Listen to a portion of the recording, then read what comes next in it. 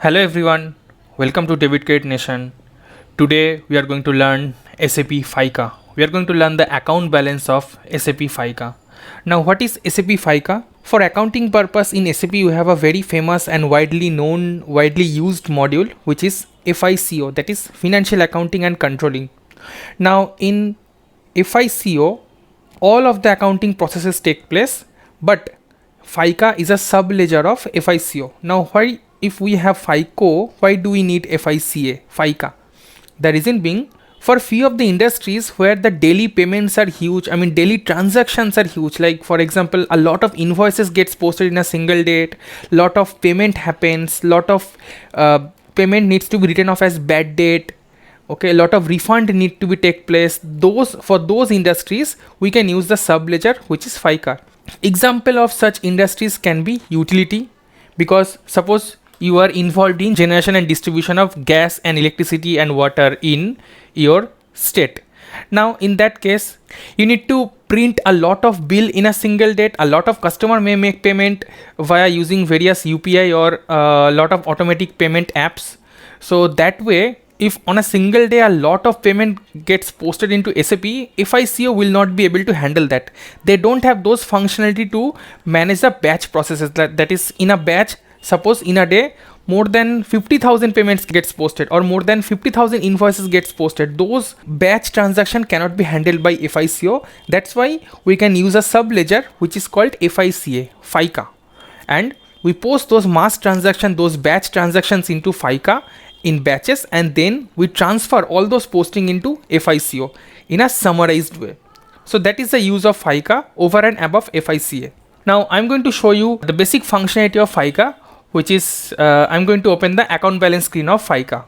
So let me take one customer. So this is a customer. So in FICA each customers are called as business partner, same in FICO, but in FICA under business partner we can have multiple contract accounts, and under multiple contract accounts we can have multiple contract. Okay, this contract in ISU, in utilities it is called contract.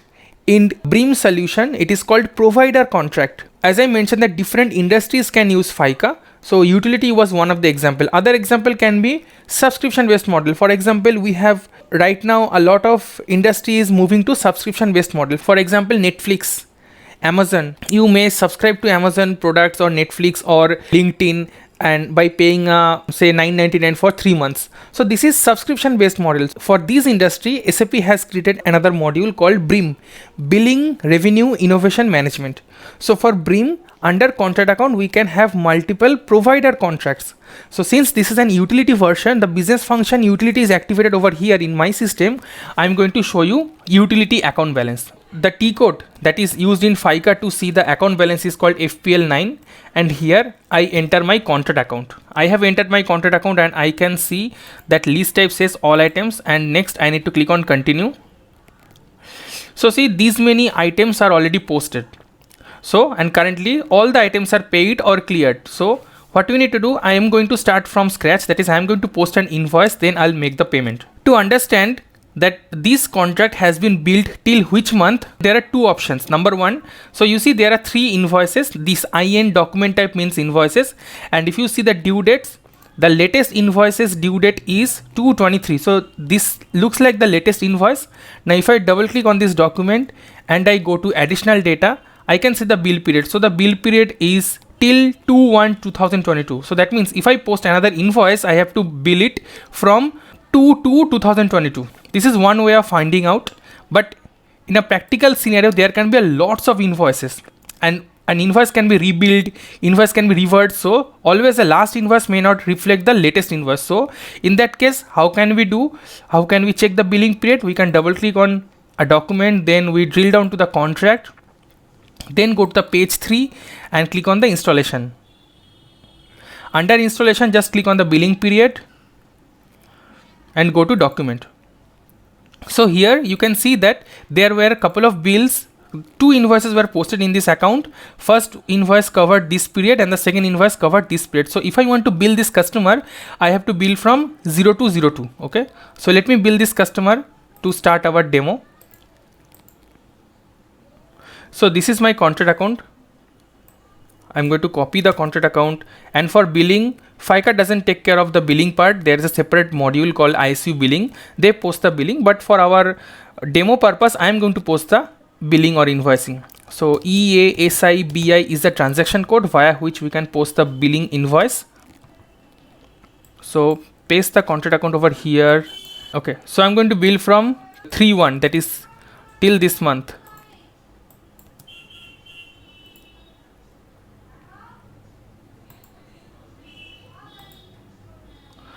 Then I'll click execute. I'll select this period 3/1. I'll click on create order. Then I'll click on, so this is the meter read. So based on the meter read, the bills can be found out. So I'll click on estimate. So based on estimation, the customer has consumed 351 units of electricity. Then I'm going to click on save. Then I'll click on this tick box. So billing has been completed. This is the billing document. Now next I'm going to post the invoice. So once I click on this continue button, that means the invoice gets posted. So I clicked on it.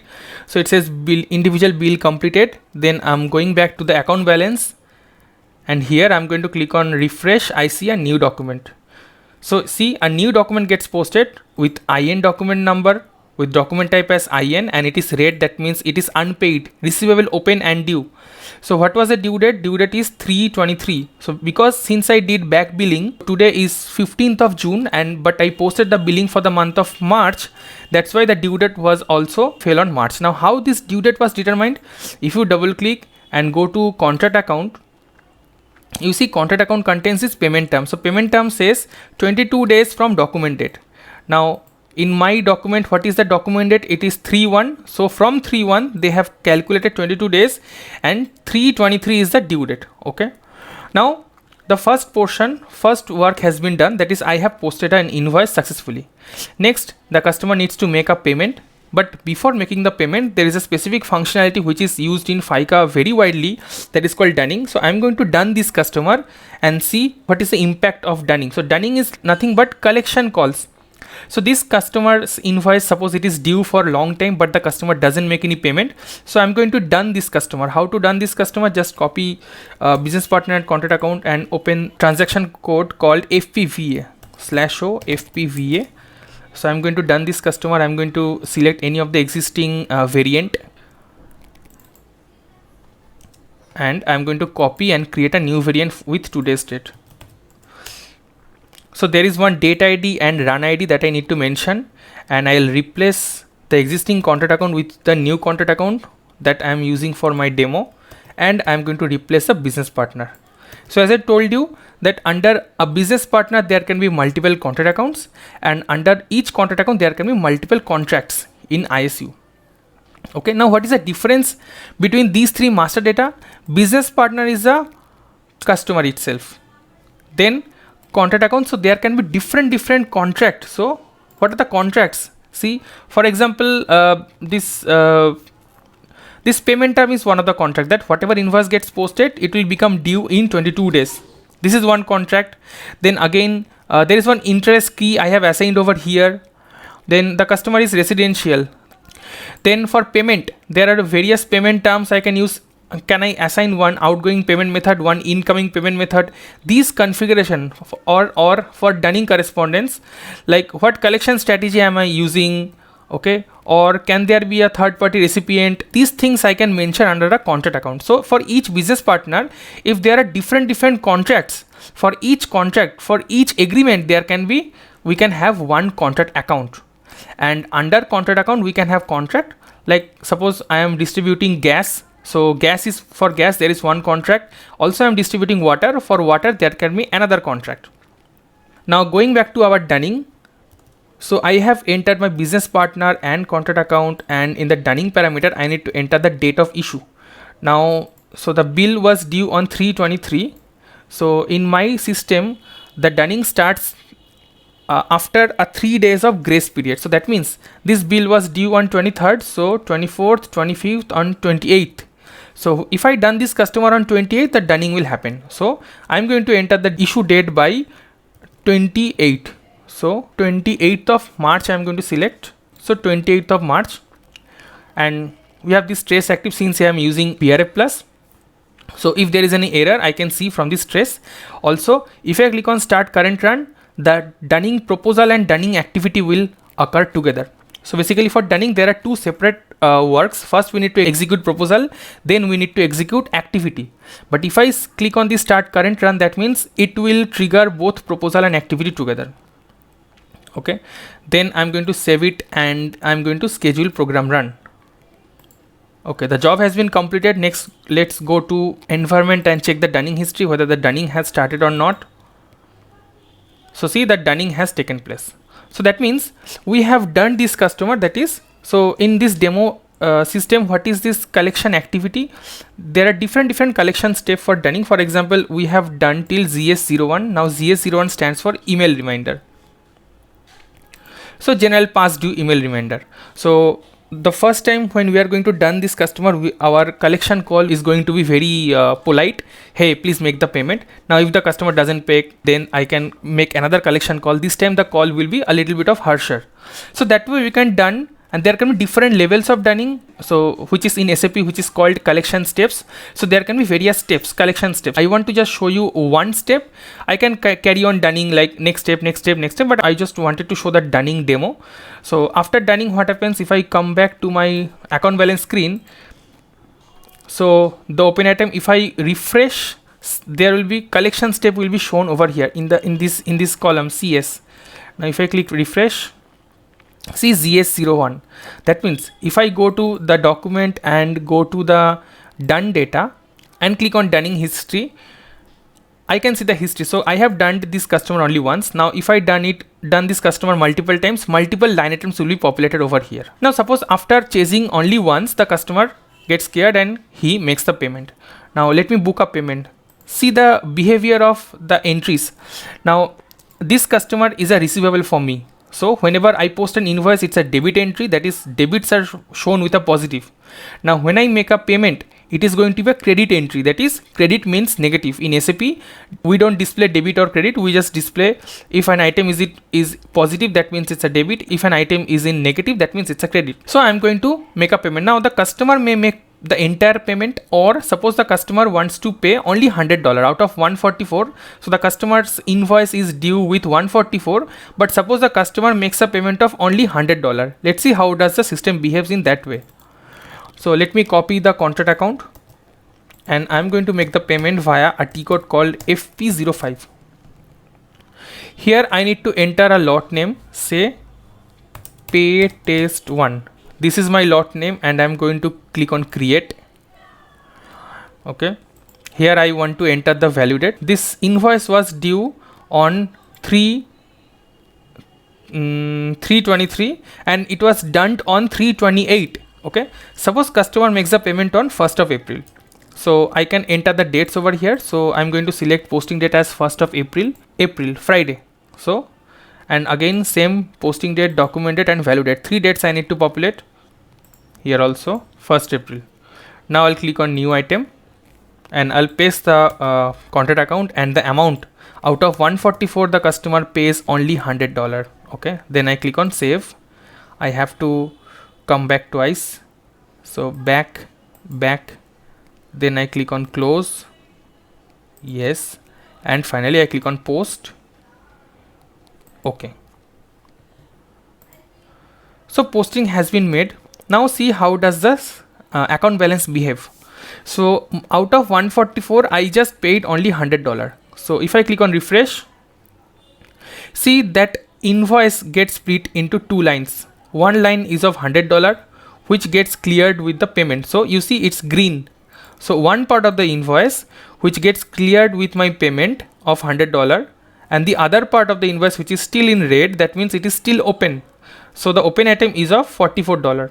Now since it is of same document gets split into 2 line items, both of them are having this collection step as GS01. Now what did I do? I posted an invoice, then I posted dunning, then I collected money. Now suppose on the next date, the payment gets dishonored or the payment gets returned. Suppose customer made a payment via check. Now when I tried to encash, we found out that the customer doesn't have the sufficient amount. Then what do we need to do? We need to reverse this payment. Currently my open item is 44. That is out of 144, customer paid 100, so 44 is left. Now suppose the 100 payment that the customer has made becomes defaulted. That means the payment we cannot encash. Then in that case, what do we need to do? We need to reverse this manual payment. So like if I see, we can manually reverse this payment, but FICA provides another functionality which is called return, via which we can return or dishonor mass payments. Okay, so let me show you the screen of return. The return is similar to payment. The T code is FP09. So similar to FP05, I'm opening FP09, sorry, /n FP09. So the same screen. So say my identification lot name is RETEST1. Okay, so I'm going to click on create. Same thing. Let me assign the GL account. In a batch, this GL account will be auto derived. Okay, but since I am returning manually, I have to select the GL account. Then I'll click on enter. The house bank and account ID will be populated. Now this is the house bank and this is the account ID. So that means whenever I, as a utility provider, whenever I try to encash the check, I will send the check to this bank and this account ID. Okay, and this bank and this account ID found out that when it tried to collect the money from the sender's bank account, issuer's bank account, they are not able to collect the money. So coming back and going to click on new item, and okay, here I need to specify the document that gets returned. So this is the document that gets returned. So this document, this payment document is returned. So I mention here the payment document and the amount. So my amount was $100. So I'll enter 100, and whenever an amount gets returned, there can be a lot of return reason. I need to populate the return reason. For example, suppose I select R01, insufficient fund. Okay, now I'll click enter. The amount will be adjusted with a minus sign. Okay, now same way, save, come back twice, 1, 2, then click on close, yes, and post. Okay, see posting method, that means the return has been posted. Now if I go back to my account balance, so what is the expectation? Currently it is this customer is open with $44. Now since his payment gets dishonored or returned, his open item will become back to $144. So I'm going to click on refresh. So along with the $144, we are charging a return charge, a dishonored charge, because whenever our checks get returned, the banks charges a return charge, a dishonored charge. So the total open item is, if I come back and enter with the new layout all open item, then I can see that the total open item is 44 and 100. These are the original invoices that I done with ZS01, and this is a document number 540 and 541. So the document becomes open, but along with that another penalty, another return charges gets posted. So total payable amount becomes 169. So what did the return do? The return reverts the payment. Now how to see that? I come back and click on all items. Now I need to identify my payment. So my payment was, this was my payment, 32. So $100 payment. Now if I click on the clearing document and I click on this filter, I see my payment was reversed by this return document. So that way, initially the payment cleared the invoice. Now once I reverse the payment, that means the invoice gets reset cleared. That is, invoice becomes reopened. As you see, if I enter with open item view, the invoice becomes reopened and another charge gets posted. So total receivable from this customer becomes 169.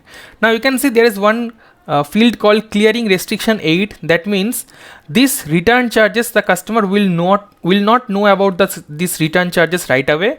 When the next time invoicing will happen, see, I just invoice this customer. I started with an invoice, so for the next month, so I invoice this customer for the month of March. When I invoice this customer for the month of April, along with that, this restriction will be removed, and then customer will come to know that there is another charges. Customer will know that their open item is overdue balance is 144, but on the next invoice, along with the next invoice charge, this 25 will also be visible to the customer. Now that is all for today's demo. I hope you like our today's presentation. If you think we are doing a good job, like and subscribe to our channel, and in the comment section you can mention what other video on FICA or FICO you want us to create. Thank you so much.